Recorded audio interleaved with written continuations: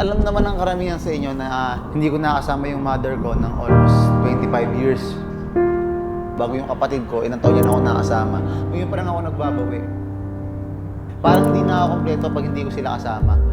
Yan sa Grace family, the time has come. That will be united. Nag-intro mo na.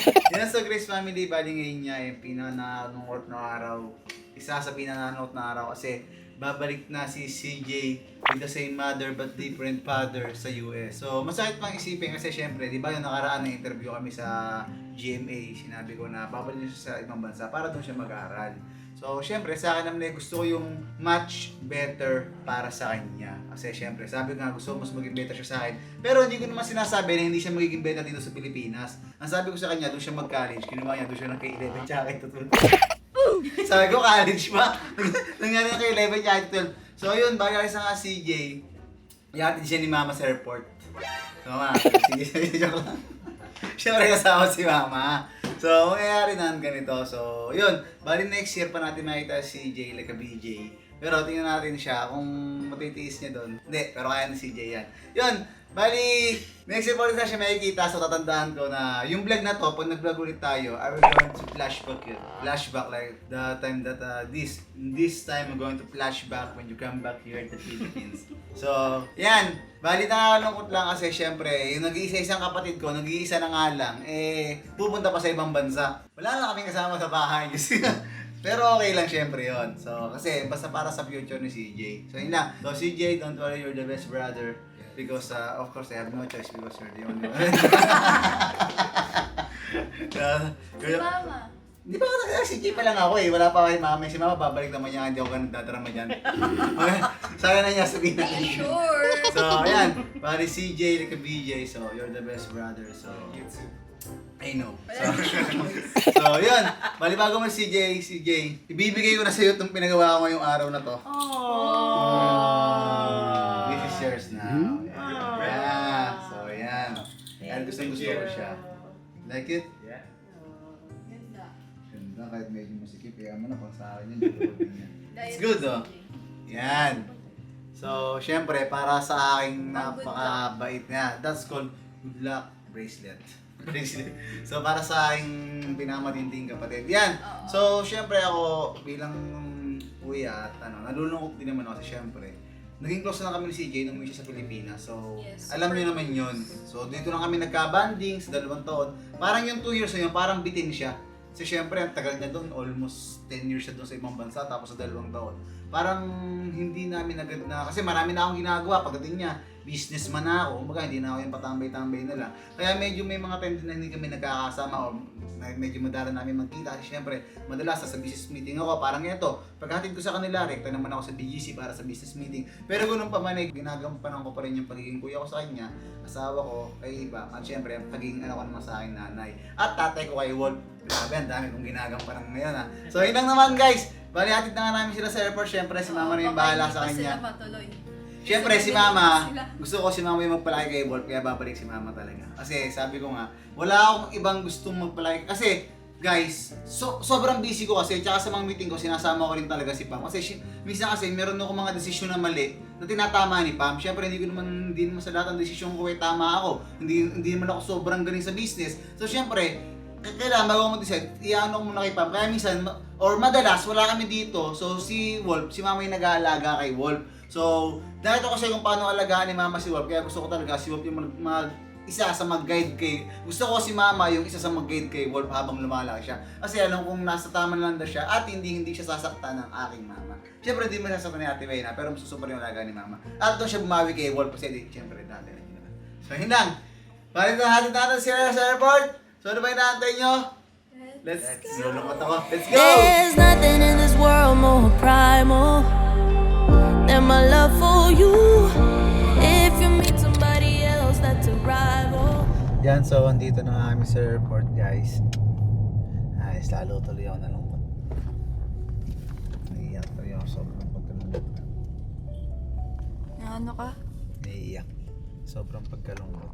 Ay ma, bye CJ.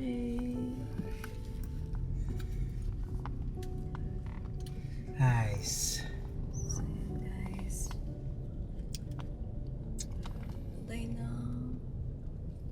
Meron na pala silang mga ano ngayon. No? United ako. So guys, nakuha na nga namin yung gamit nila BJ. Ay, nila CJ, like BJ. I'm so sad, bro. Bye, CJ. Always take care. Bye Bye, guys. ma. Take care of Walt. Yes, ma. Bye-bye po.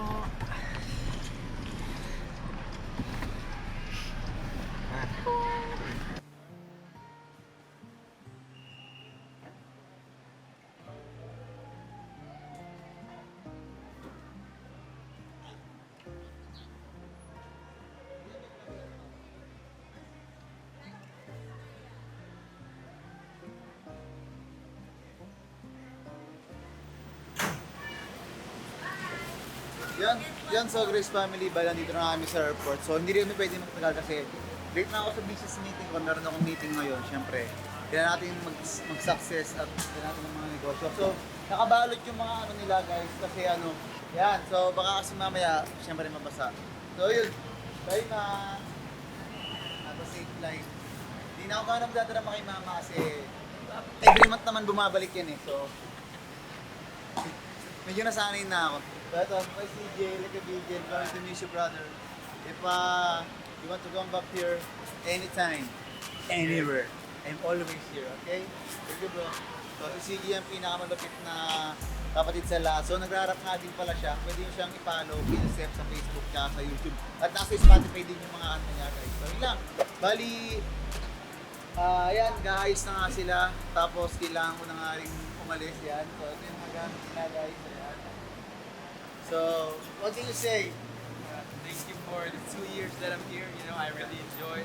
Thanks for everything you gave me. You know, and this is in the end. I'm gonna come back here one day. You know. Yeah, you need. And you promise me, you know it, right? And don't forget Kuya, okay? So, yun lang guys. Bali, nakal po yung itong vlog na to. Nagbablog nga rin yung kapatid ko, rin nyo lang. So, yun lang, happy ako nangyayari.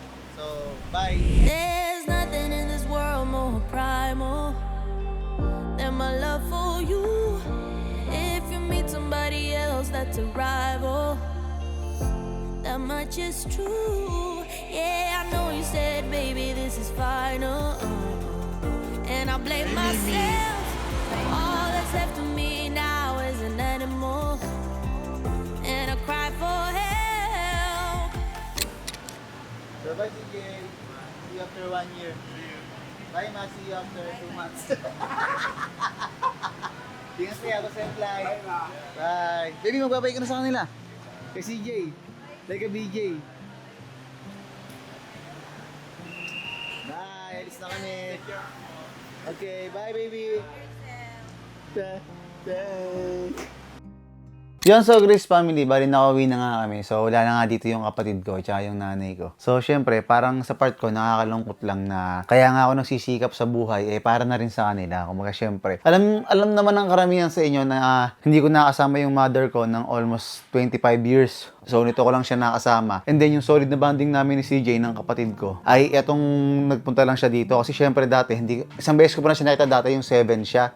Tapos nakita ko na siya ulit nung 11 siya. So, ang daming araw, oras, at taon na hindi ko sila nakakasama. So, kaya ako nagsisikap, syempre, para sa pamilya ko, kay Pam, kay Wolf, kay Sean. Yan, syempre, sa mother ko, tsaka sa kapatid ko. Kung mapapansin nyo kasi, kahit dito kami nakatira, kasama ko pa rin sa bahay yung mother ko, tsaka yung kapatid ko. Kasi syempre, sinabi ko naman kay Pam yun na gusto ko talaga silang makasama sa bahay. Kasi, parang, ngayon pa lang kami nagbabawiin ng memories. Kasi dati, halos wala kaming memories. Ngayon kami naggagala. So, sabi ko sa kapatid ko, CJ, like a BJ, sabi ko sa kanya, doon ka mag-college kasi syempre gusto ko talaga kasi pag nag-college ka sa US kasi iba pa rin kasi yung aral sa US kung kumpara mo sa kumbaga maganda yung aral sa Pilipinas kung sa aral lang. Well, sinabi ng kapatid ko talaga na kung gusto mo mag-aral sa Pilipinas ka magpunta. Pero sayang kasi paano pag kunwari yung kapatid ko gusto niya magtrabaho sa ibang bansa, minsan kasi hindi na kay credit yung mga school dito sa ibang bansa. So sabi ko sa kanya, si Jeleka BJ, doon ka na mag-aral sa ibang bansa sa college. Ang ginawa ng kapatid ko, kay 11 at kay 12, doon naman nag-aral.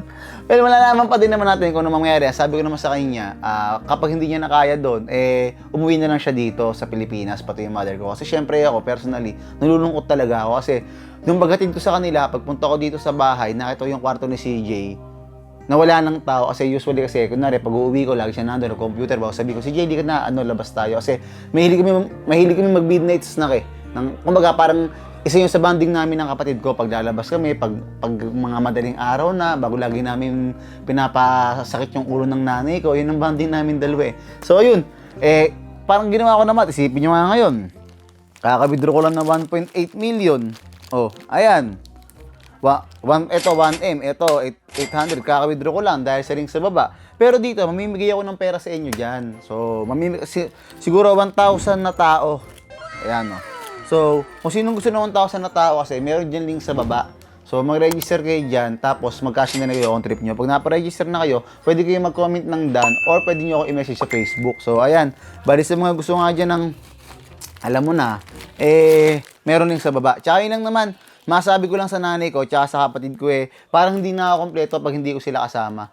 Kumbaga, ang tagal ko ng, parang halos kalahati ng buhay ko, o halos buhay ko, sa alaala ko, hindi ko nakasama yung mother ko, bago yung kapatid ko, ilang taon niya lang ako nakasama.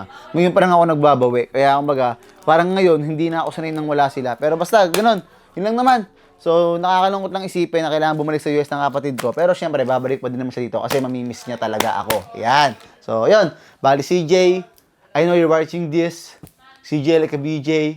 So, yun. Miss Naita, brother. And kung umuwi ka din. Gusto kong mas i-train ka pa. Alam mo na, yung mga diskarte natin. Kasi sabi ko kay CJ, ako kasi, hindi ako nakatapos ng college. So, wala akong ibang pwedeng gawin kung hindi dumiskarte. Dapat magaling akong dumiskarte kasi hindi ako nakatapos. Pero sabi ko sa kanya, kapag matalino ka tapos magaling kang dumiskarte, delikado kang tao. So, yun ang gusto kong maging ang kapatid ko. Si Sean at si Wolf, syempre. Yun lang. Tatapos ko na itong vlog na to. So, nakakalungkot lang. Pero ganun pa man alam ko naman babalik pa sila. Don't forget to like, comment, share, and subscribe. So, sa mga gusto nga dyan ng pera, nasa link. Okay.